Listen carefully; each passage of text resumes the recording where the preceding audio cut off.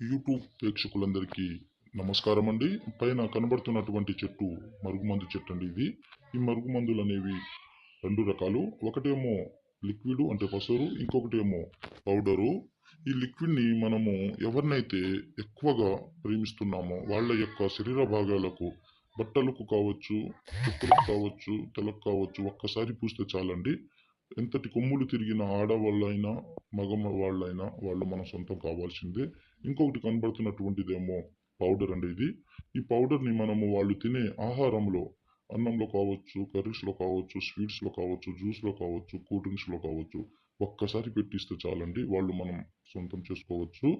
ఈ మరుగుమందు వల్ల మనము ఎవరినైతే ఎక్కువగా ఇష్టపడుతున్నామో వాళ్ళు మనల్ని దూరం చేయడము, మనల్ని పట్టించుకోకుండా పోవడము లాంటివి ఉంటే ఈ మరుగుమందుని ఒక్కసారి పెడితే చాలండి. వాళ్ళు మన వెనకాల పిచ్చి కుక్కలాగా తిరుగుతారు.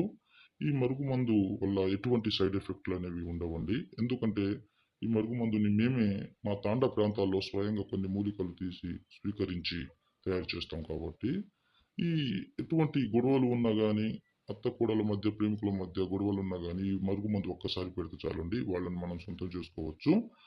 ఈ మందు కావాలంటే పైన డిస్‌ప్లే మీద గురువుగారి నంబర్ ఇచ్చామండి. కావాల్సిన వాళ్ళు ఆ నంబర్‌కి ఫోన్ చేయగలరు.